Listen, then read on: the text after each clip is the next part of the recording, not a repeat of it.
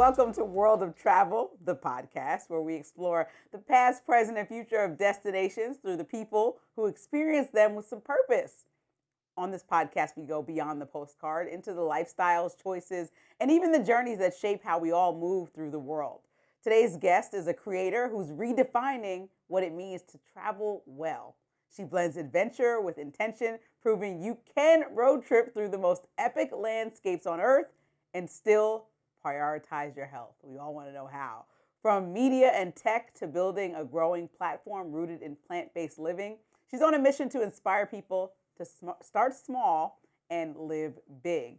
Plant-based Jan, welcome to World of Travel. Thank you so much for having me. This is so exciting. We're getting into road trip season here, so it's fun to talk to you guys. Let me tell you, it's certainly not where I'm at in DC road trip season because all the ice that cannot even get cars out of the the driveway still after weeks of suffering, or I should say more than a week. But once we do get the car on the road, I think that was my first question. It's just like, how? Kolyn and I have a 4-year-old. We travel often. Sometimes we drive, sometimes we fly. But eating healthy is always the thing that gets thrown to the wayside when we travel because if we have to cut something, that's usually the thing we're running, buying airport food, grabbing whatever's closest and easiest. The restaurants, I love the restaurants. I just want to eat everything at the restaurants. Yeah, it takes a little bit of planning, but it's well worth the effort. You know, what I have tried to do is put it into snippets, you know, tips and tricks to eat healthy. I have a couple of videos on that, but it really you go back to, you know, how do I eat out of a small grocery store? How do we avoid getting into situations where there's very few options, you know, so we're not stuck eating fast food. And it's actually it's a little bit of a learning curve, but it's well worth it because you stay energetic for those hikes and getting out and about. So So what are yeah. like some quick tips? Like let's say I'm trying to bring some healthy snacks. I feel like I'm on Google once a week before I go to the grocery store trying to figure out what that looks like. And Mhm. every time it's like this week it was like yogurt and blueberries, but sometimes that's not like feasible to eat quickly. Like do you have some off the cuff things that you're like get these 4 things from the grocery store, start there? Yeah, so I just put up a video for plant-based jerky. That is high protein, high fiber. It's got the full phytonutrient package. It's very easy to take with you. You can take some of that.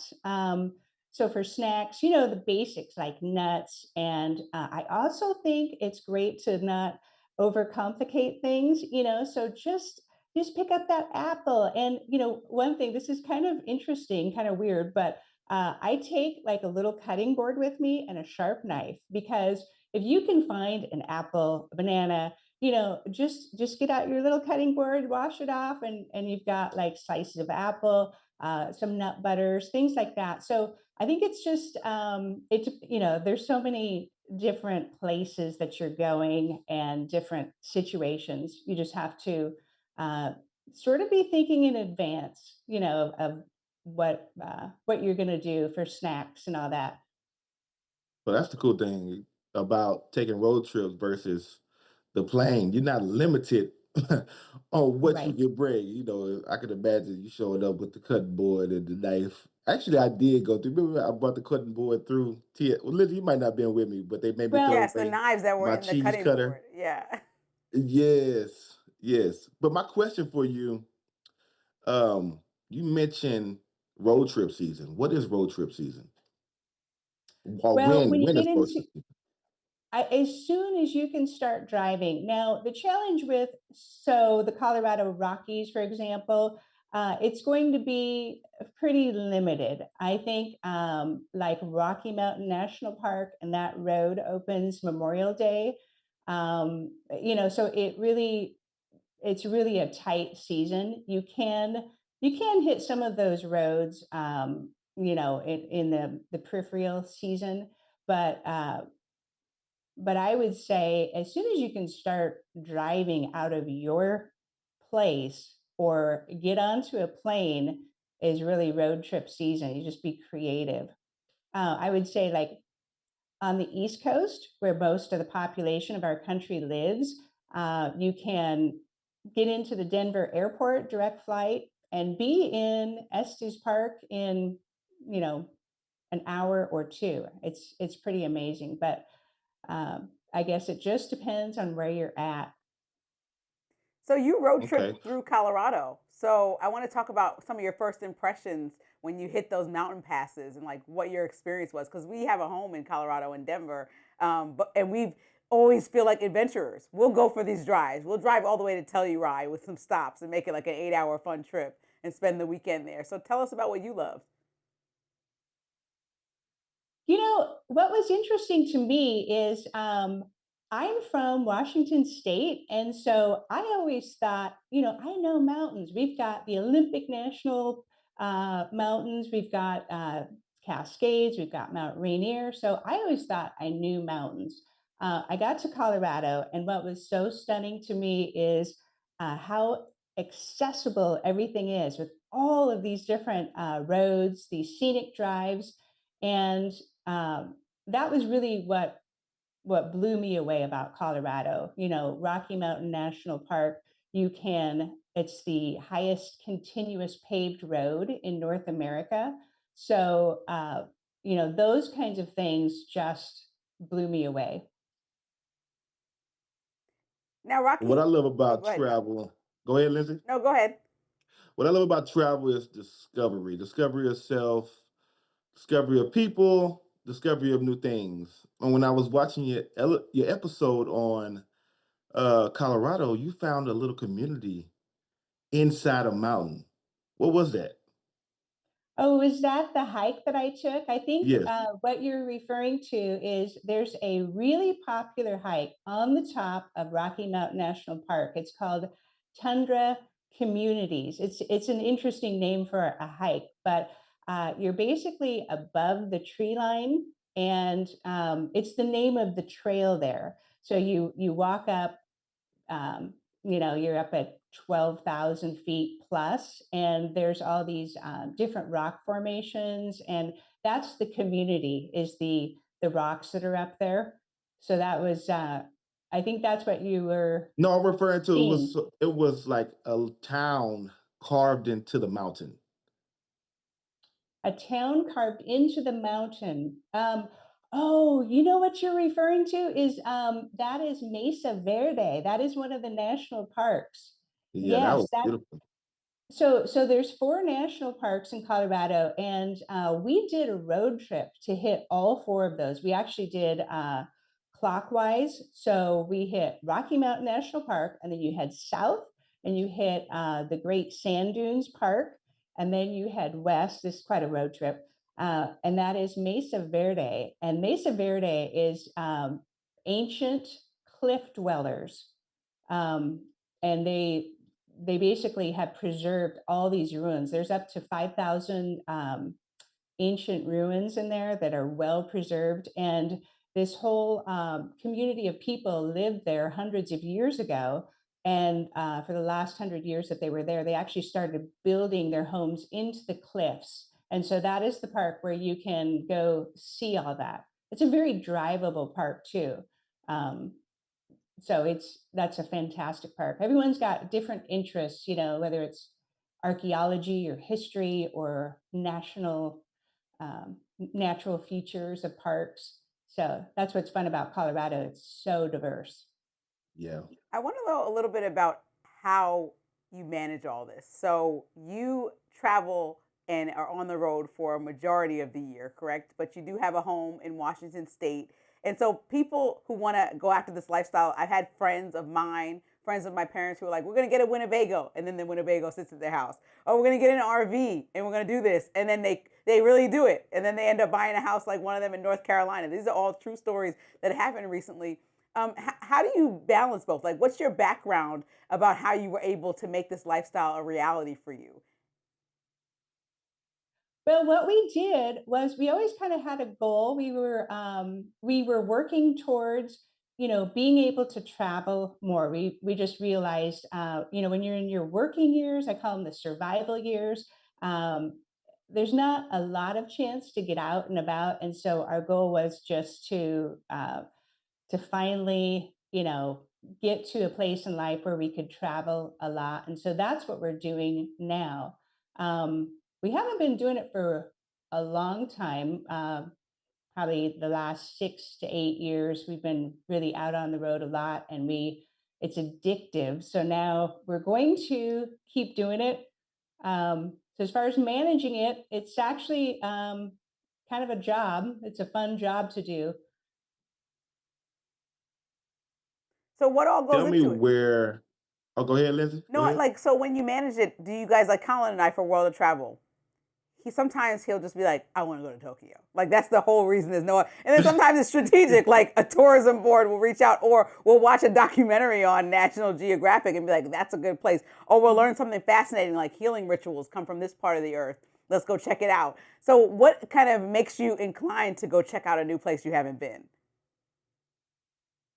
Well, what we're doing, that's a great question. We're covering the USA first. There is so much in the USA that we want to get to that we haven't been to. So that's, I guess, what you have to do is maybe define it a little bit more, because travel is so broad. You can kind of, throw things at a dartboard and say, yeah, that looks good from advertising or something that you see. But what we're trying to do is really canvass the USA first. And so for us being in Washington State, we thought, let's hit all the national parks, basically west of the Mississippi, because there's so many natural features in these parks on this side, and it really takes time. So I think that's one of the things to just realize.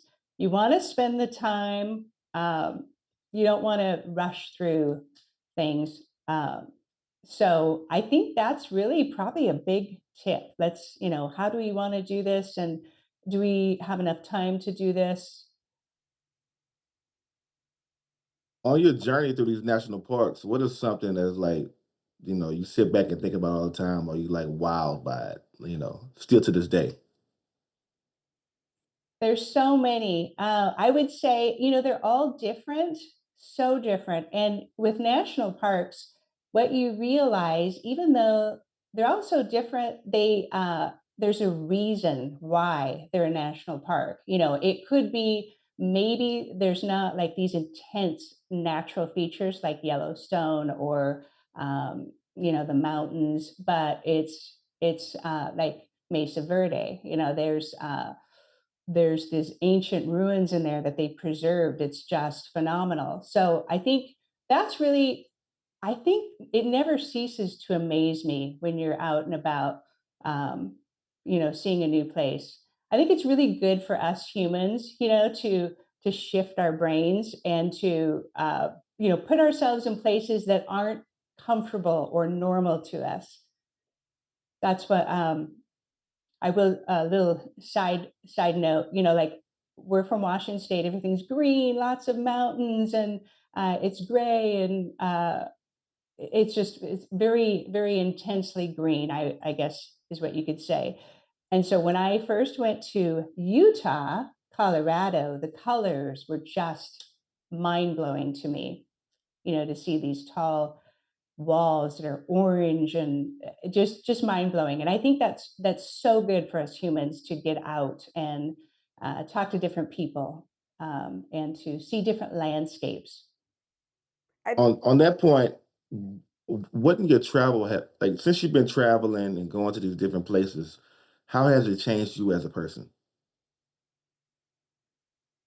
I've become much more enthusiastic and inspired. And so I would say what's changed for me as a person is I want to talk to people and say, "Oh, you've got to get to this park. You just don't know what you're missing." Or when I'm in a park, or when you're in this incredible spot, maybe it's a mountain road or something like that.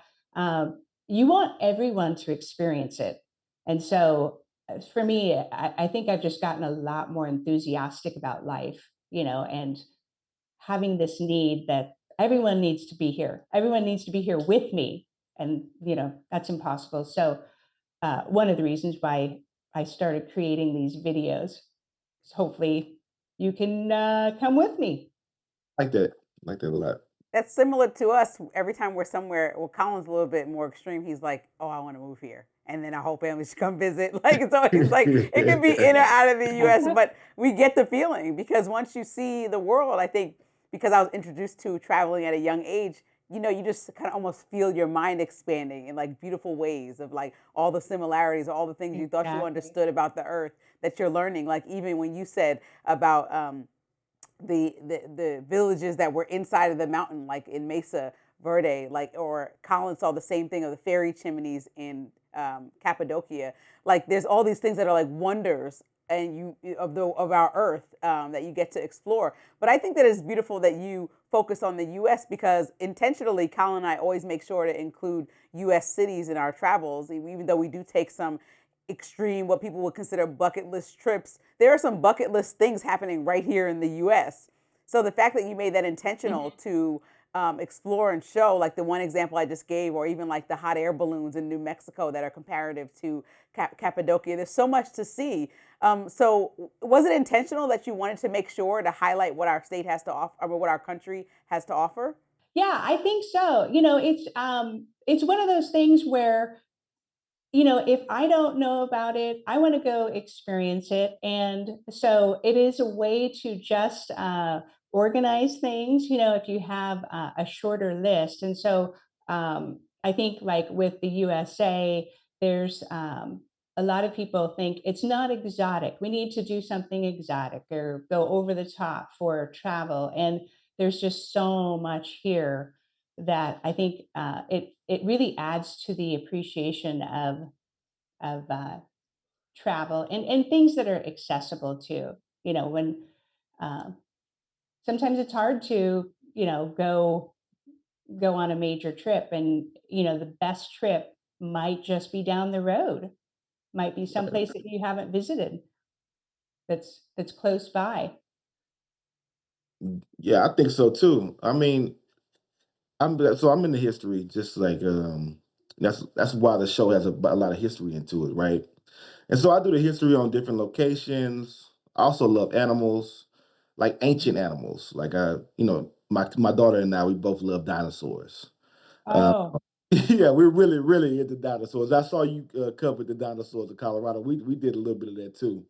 Um, but if you look at the Americas and specifically the United States, we've had some of the most exotic animals ever known to man here Mhm, on this land. And still to this day, we have anywhere from polar bears to vipers, but we call our mhm, vipers something else.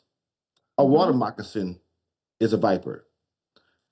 People don't Oh, know that. Yeah, people don't know that, but right. a water moccasin is a viper. And so you think about these Mhm, vipers or sand vipers that are in the deserts of Africa, but we have mhm. our own swamp vipers here in the United States. So if you look at it from a totally different lens and do your research and find out what we have here, like the from your home place, the sequoias, like Mhm, that's right. that's one of the seven wonders of the world. Like people don't Mhm, understand how mhm, big these trees are, like the right. vastness of them, how tall they are, how many, and that a majority of the oxygen from around the world comes from the sequoias. Like that's just it's a Right. beautiful story within itself. So I think to your point, we have a lot to offer here and there's a lot to see here. Uh but we gotta share. It's a big world out there. I don't know if we're gonna be able to do it, Lizzie, by the end of our lives, The show but can never hopefully we can end. The get show can never end. That's the yeah, thing. this thing could never end. Right, right. Somebody else gotta take the rope. Yeah. So So Jan, Yeah, and it's amazing, when you speaking of wildlife, that is a huge category out there when you're out and about. When you get out to these different, wild spaces, like the Colorado Rockies have the largest elk population in North America. That's just cool. When you go yeah. to a little town, little mountain town like Estes Park, and you see just major groups of elk walking through the town. I really try hard not to lose my mind, when I see wildlife. I'm very respectful, but that's like my number one you know, thrill when we're out and about. It's like, oh, there's a wildlife, there's a whatever the park, features. So it's you have to be respectful, but keep your distance. Definitely not a Turon, but it's just so fun.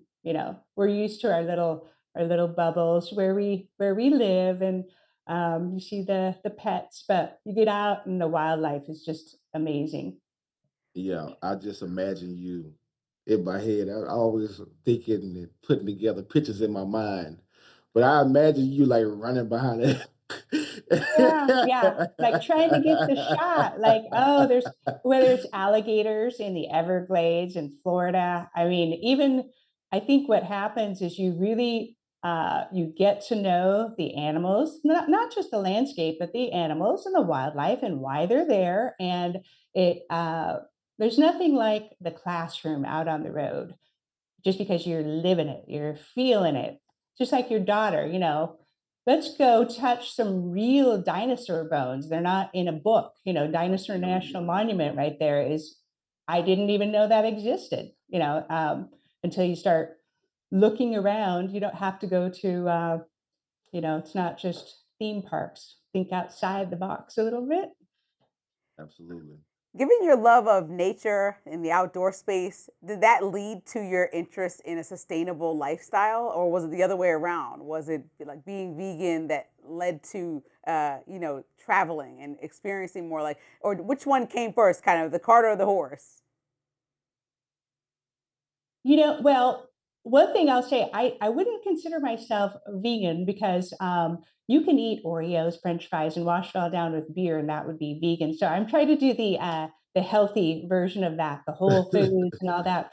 But I would say it all goes together because when you're eating like this, which isn't real easy, you're going against societal norms. Our culture is all about easy, quick, processed, very rich foods in America, and you really have to be intentional about understanding what am I going to eat. If I'm not going to eat this way, I've got to put some work into this. And so I think the intentional part of it then goes with, you know, the intentional part of travel and finding the coolest places on the planet, and then just having that appreciation for, this is a pristine, beautiful part of our earth.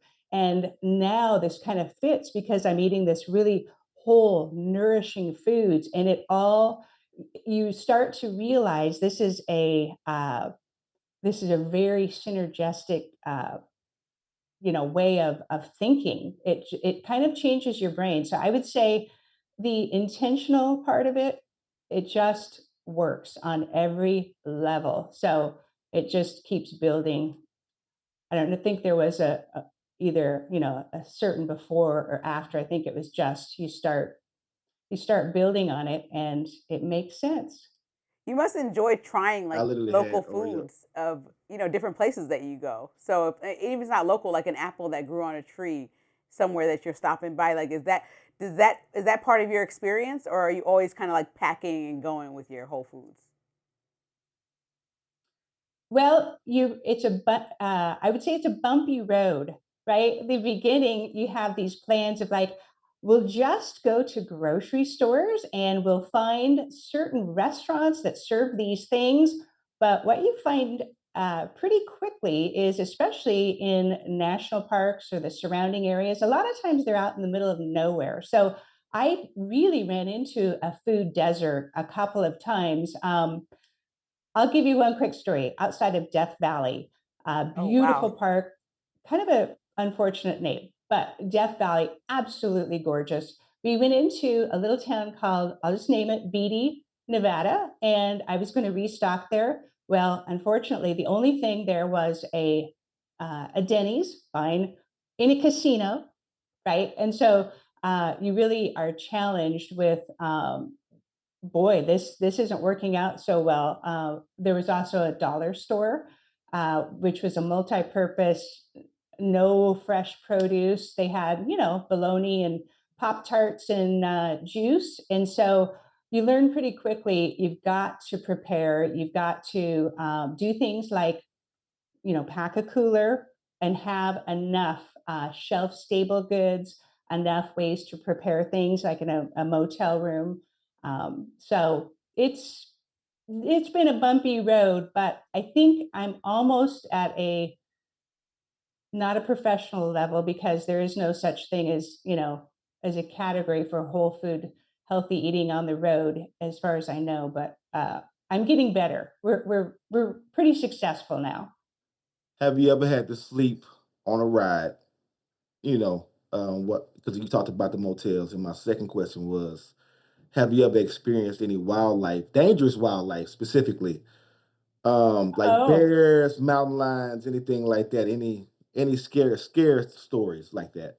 yeah, we have not, but we do carry our bear spray when we're out and about, double-barreled bear spray, um, and we have run across other people on the trail where it's like we just saw uh, a bear, grizzly bear, something like that, and so we haven't really encountered anything dangerous so far. Okay. Thankfully, all the wildlife that we've seen, all those encounters have been from our vehicle. Do you have Colin, you might training as on well what go to ahead do? and tell her Do the you know mountain what to lion do? Have story. you ever? Yeah. Oh, Well, it's what? Do you have training on what to do? If you yeah, run into a bear? not other than the bear spray pamphlets and things like that. But we don't get out too far. We're not like extreme travelers or anything, extreme hikers. We're not Mhm. to that level. So we're pretty safe Yeah. and conservative. Okay. Lindsay wants me to tell you this story really quick. I'm trying to make this quick. So we were out in Colorado, and we were camping. And so Kynsley was with us, and we were at the campfire, and our tent was maybe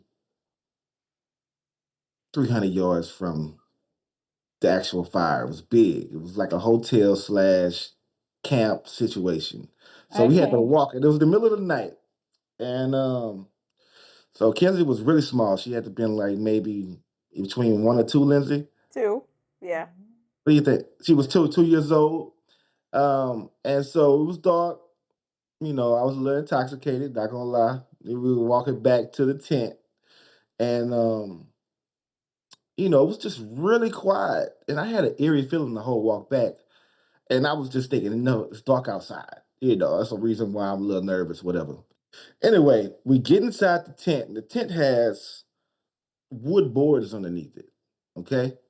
And we're in the Okay. tent, and I go out, I brush my teeth, do my thing, get ready for bed. They're in the bed. And as soon as I close and shut down the tent, I hear footsteps. No, a Yes. growl, And Colin, then a I growl. hold on, Lindsay. Let me tell it the cinematic way. Lord, Oh, damn. wow. Wow. And then I hear footsteps. And then after that, I hear a low growl. And I'm talking about like the daddy growl. Like this is the grandpa, and he's hungry and he's mad. And so I'm sitting there, I'm listening, and I jump up and I say, Lindsay, did you hear that? And I look at her, and she says, yeah, I heard that. And so I had my weapon with me actually. I really had so I Okay. jump Yeah. up and I grab my gun, and I'm like, yo, what do we do? What do we do? What do we do? And so I just didn't want to do anything crazy. And then I thought about the situation. I was being extremely nervous. And it's like I'm thinking in my head, there's no way this cat is gonna scratch through this tent.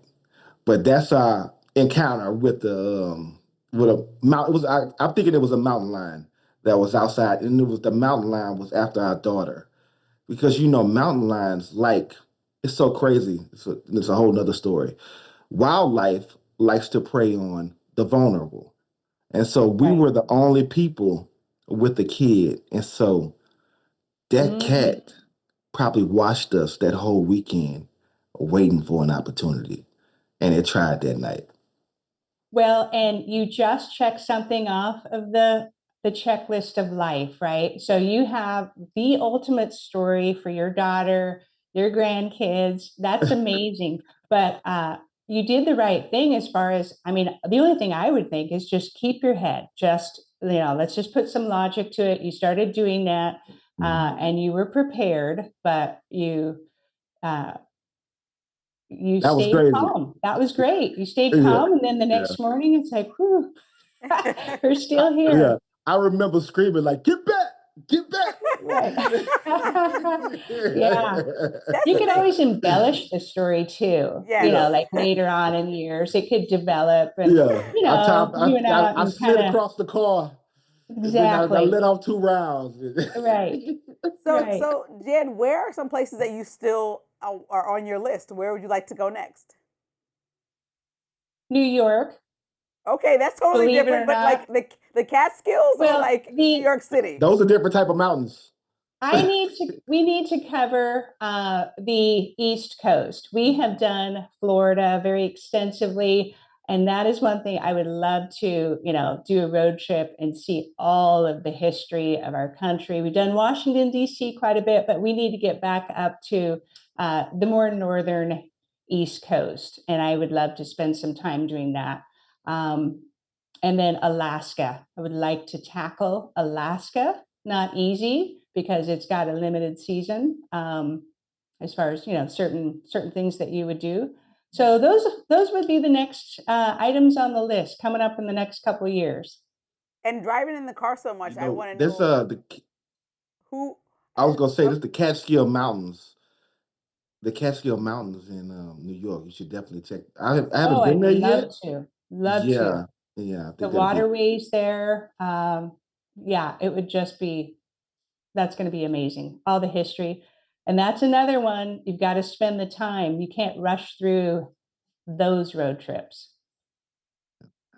right. You talk about a lot about spending the appropriate amount of time. I think a mistake that Kolyn and I made early on when traveling was trying to do everything. Like, oh, we're on this part of the earth. We need to go to, and it's like 2 days in each place is not sufficient. So you might as well spend 7 days in one place and try again later. Because so you can get, when we have Right. done that, we've gotten a fuller experience. We've gotten to talk to local people. We've had to have dinner with people and, places that we've been that were just our friends that we met through our journey. And we wouldn't have time for that if we only had 2 or 3 days. So that piece of advice for travelers, I think, is really something that we all would agree with after traveling so much.